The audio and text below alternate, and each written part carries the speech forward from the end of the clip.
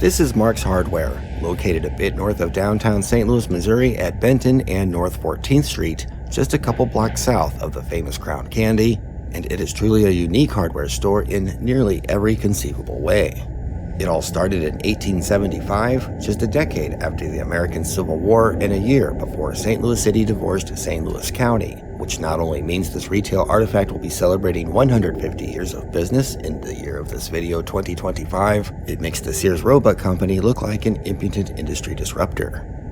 I'm sure you can tell this place is lost to time just looking at it from the outside, and the inside of this building, that I must have driven past a dozen times without realizing the ghost signs were still actively advertising a functioning business, absolutely does not disappoint. In fact, the way I even learned about the place was one day I had stopped to admire the old painted advertising when, to my surprise, a customer suddenly popped out of what I thought was a green painted over door nailed shut decades ago, not only illustrating how dense I can be, but what a poor student of St. Louis knowledge I am, for which I blame on a curious side effect of growing up numb to the prolific amount of historical significance in St. Louis, accustomed to looking at it on a daily basis.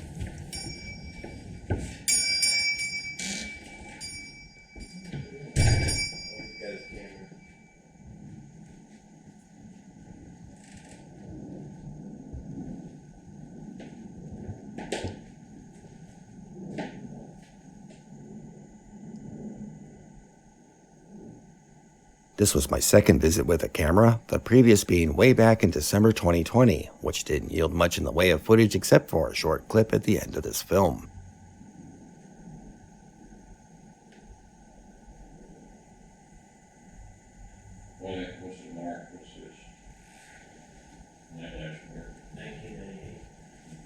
The store is run by two brothers actually named Marks, excellent, who were perfectly friendly enough with tolerance for, if not total understanding of, my excitement over filming this old store they've probably been running their entire lives.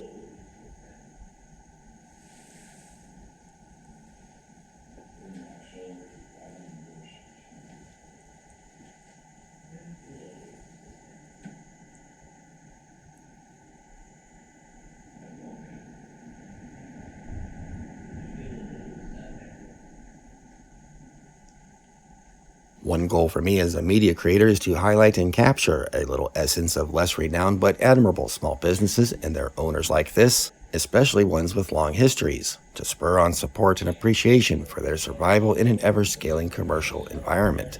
While this legendary old hardware store isn't particularly obscure in St. Louis lore, as it is featured in Nene Harris's book Oldest St. Louis, I don't think it's exactly trending in 2025 either, and the narrative I have of the surviving merchant is beyond unique even amongst other places I've cataloged. Beyond the saga of Mark's Hardware being founded by a German immigrant Civil War vet rebranding another young business and moving it into this former cigar factory in the early 1880s, and its impressive fifth-generation credential and commitment to an all-expense-spared remodeling and modernization policy over the last century, you may or may not be surprised to hear they are not desperately clamoring for business, and that's because they don't really need or desire to. Mark's Hardware and Paint simply exists because it does, and operates with such laissez-faire as if no one could even be bothered to give up running it.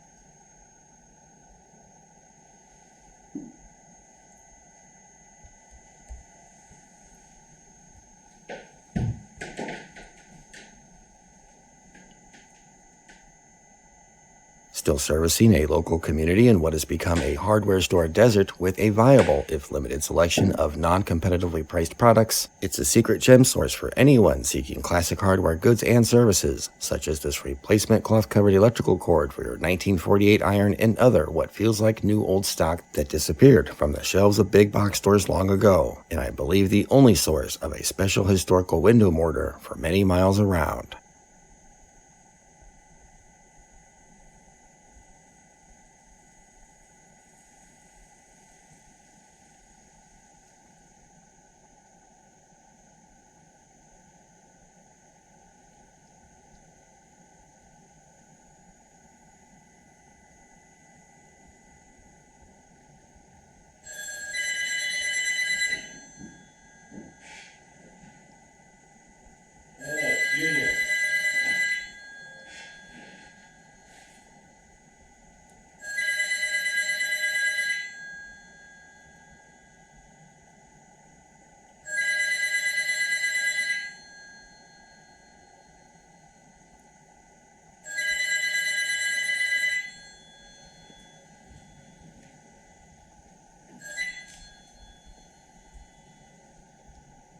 During both of my visits, I pleaded for an on-camera telling about Mark's hardware history, and both times I was told that they would, but not today, and to come back after 2 p.m. on any random weekday and see if perhaps then they would be in the mood to do so.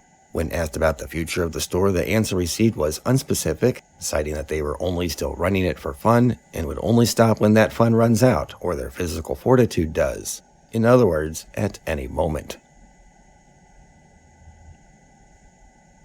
In 2020, I didn't really film anything because I intended to return, content for the moment to catch them on some other more receptive day they offered in the near future. For nearly 4 years, I routinely had the gnawing thought to follow up on the story, fretful I'd miss my chance at any time, until one sunny October day the stars realigned and I found myself in this sesquicentennial store once again, hoping to get that unique extensive documentation for my portfolio. Alas, this was not to be the day either, but at least I was able to film many details of the store in a silent narrative to my heart's content, which is what you are seeing now, with the undefined invitation of some other day remaining on the table. Perhaps they are testing my resolve and dedication, but more likely are getting pretty sick of telling the story over and over in person to the gentle stream of tourists who wander down from Crown Candy with their ice cream cone, creating a sort of de facto tourist attraction that doesn't charge admission one could make an argument for. Normally I'd encourage going down there and giving them some business because it is so cool, rare, and without a sixth generation to carry the torch, probably not much longer for this world. But in this case, my recommendation comes with some caveats. As you might suspect, the neighborhood has been enduring a very tough time for decades, and if you're not the type willing to park your car in front of Crown Candy for a lunch date on a bright sunny day, I'd say an adventure down to Mark's Hardware probably isn't for you.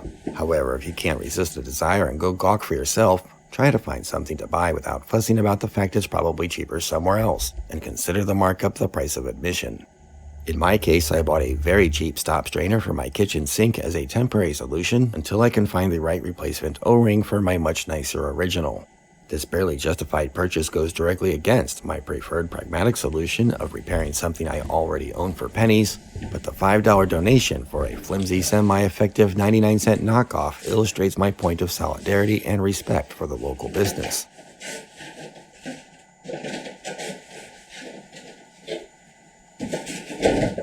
The fact is they might sell 3 of those things all year, so even at 500% markup they aren't raking in the money. And I'm sure I bought the worst possible value item they had on the shelf, but it was the only thing I could possibly use and afford at the moment other than a cold frosty soda.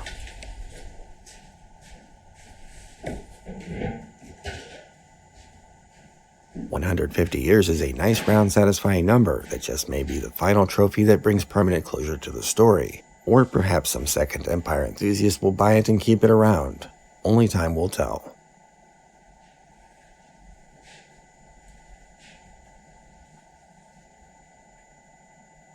At any rate, I'm sure they will honor the conventional discount promo code DOZENSPEED at checkout, and you'll receive the standard free blank stare and 0% off your bill. There's a lady here. She's about 96 years old. Oh yeah? She takes her a while to get to the door. And now for the best clip in the film, with only 23 salvageable seconds from my visit in 2020, one Mr. Marks catches me off guard unexpectedly with an impromptu statement about the aforementioned special old-school window clay. Thank you for watching. Window putty, old-time window frames, you know, before they had the double pane windows. When you scraped and painted your window frames, you puttied them. Make sure the putty glazing was all in around the frame, and you painted them. We still sell that, $4 a pound. But this is still sold. We used to go through 80 pounds of that a week, believe it or not, 80 pounds a week. And now you go through 80 pounds a year.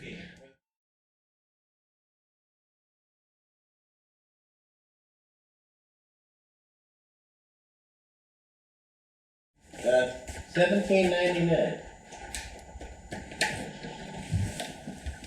Okay. Let me have this one here. Okay. I would go to Home Depot and get a lot cheaper. Yeah, that's what he was just saying. Yeah.